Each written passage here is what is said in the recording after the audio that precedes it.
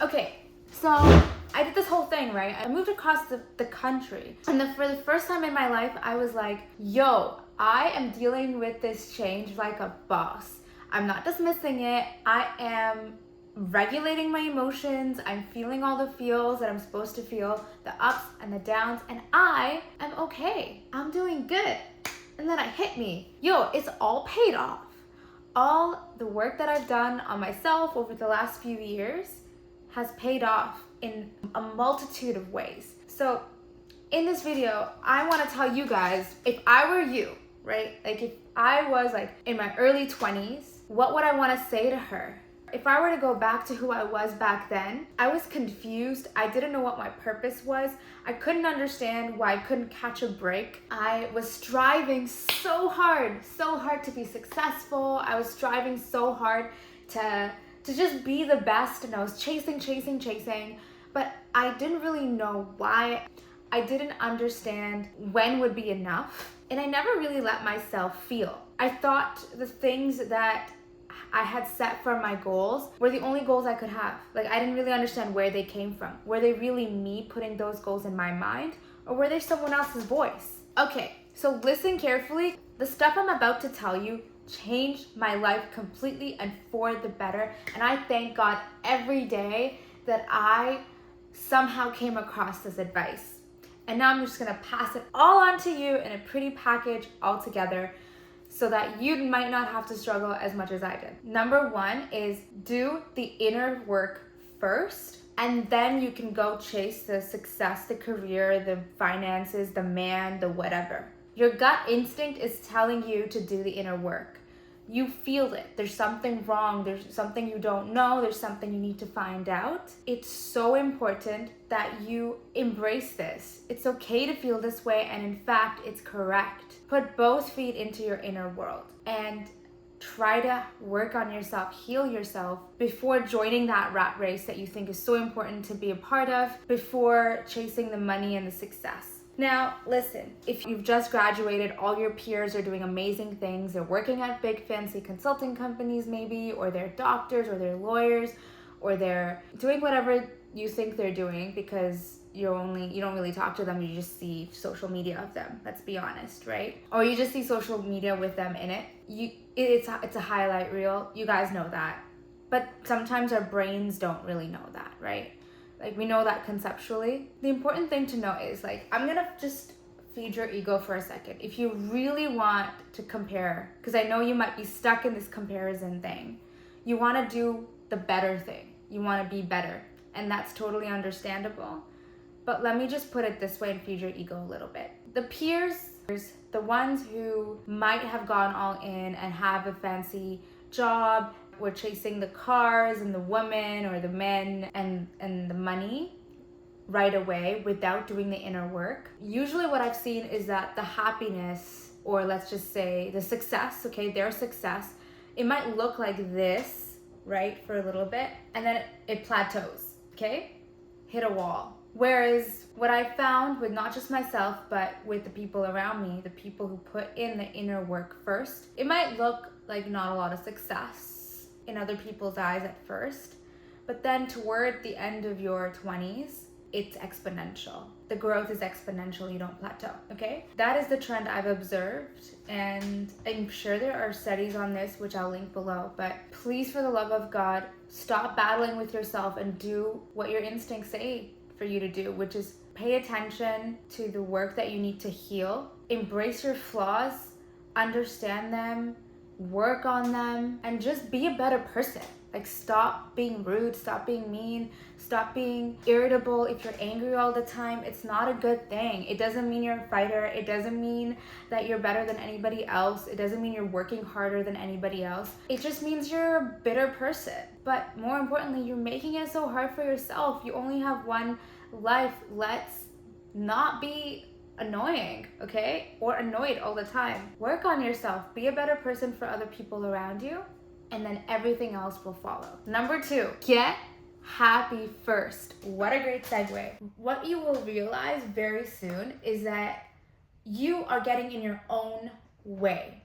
It's so important that the thing that you really want, the thing that you're chasing, and I can't get, I'm not getting, I'm working so hard and I'm not getting it. It's because you're not allowing yourself to get it by being in that mindset, okay? You need to chill, seriously, and not just because you need to chill because you are on a verge of a mental breakdown, but more importantly, you won't get the thing that you are chasing unless you become happy with where you are. I know. It's hard to embrace this. It's hard to really understand this.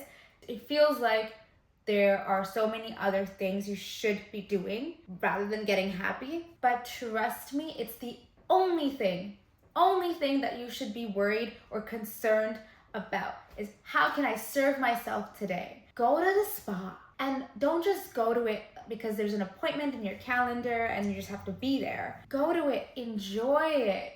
Enjoy relaxing your body. Go to yoga. Hang out with the people that light you up. Make plans for it. Plan your life around the things that truly make you happy. Spend more time with the people that are funny. Not just to network. Don't just hang out with people that are smarter than you intellectually. There are people that get your humor. There are people who are just strange and weird that whenever you leave their company, you feel good, you feel light. It doesn't matter what their profession is, don't judge them, okay? Like, it doesn't matter where they come from. What matters is how you feel after you've interacted with them. That's your compass. Go find that and then make time for those people, okay? Not just people, even the things and the activities. Make a list, okay? Make a list of the things that make you happy. If you can't think of anything, wow, first of all. Second of all, go find out. Okay, go try something new. Make that your next step. Okay? Maybe just the fact that you are investing time in yourself is enough to make you happy. And just relax and feel good and ease your mind. And what you will notice is as soon as you get happy, as soon as you find gratitude in where you are, things are gonna just keep coming. You're gonna get into this really fun receiving mode where the universe is gonna be like, oh damn, she ready.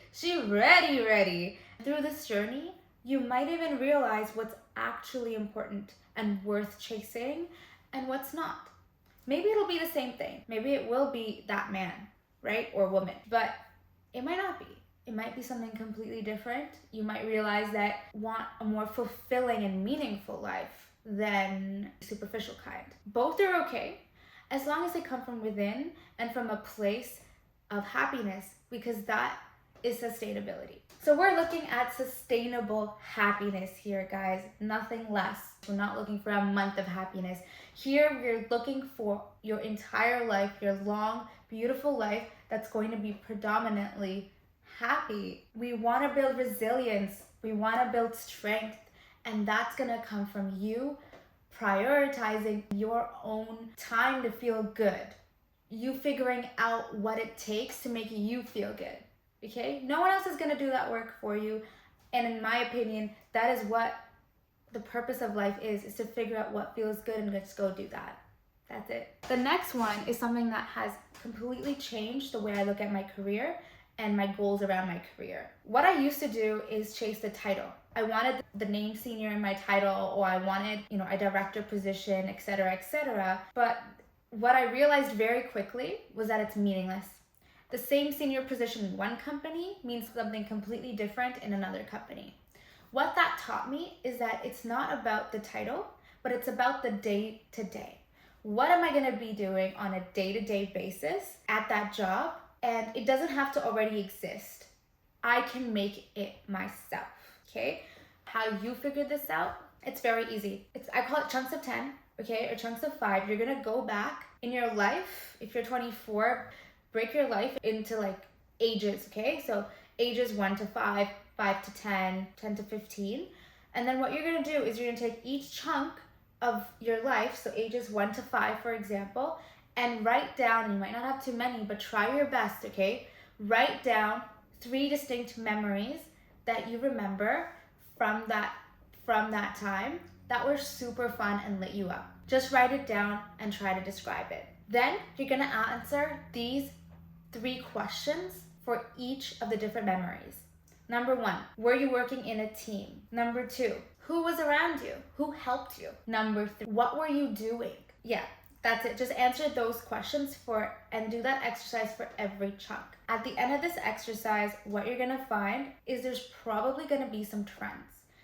For me, for example, I was like ages 1 to 5, I was getting my friends every time people came over to like put on a skit or like an American Idol show with my family, and I made like my dad be Simon and then my mom be Paula, and I would get like costumes and I would be the director. I would tell everybody what to do. I would put on a show. And for example, also when I was in middle school, I started a t-shirt printing business. No one said anything, but I decided, this is a cool thing to do. Let's see if I can make money doing this.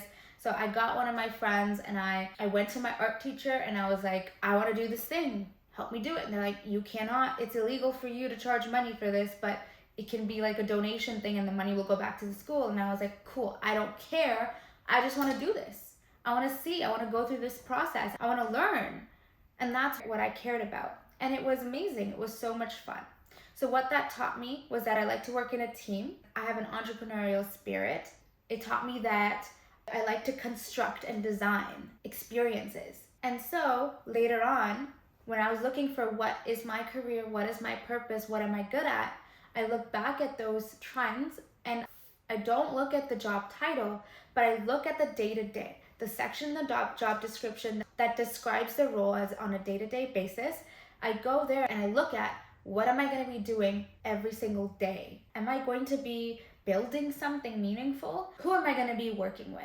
Right? Or is it going to be a monotonous work? Am I going to be sitting by myself, working deeply and building something kind of on my own and very autonomous?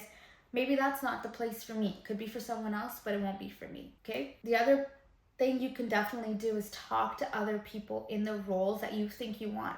Go and have them firsthand describe the day-to-day of their experience. It doesn't mean that today, like you're asking them for a job.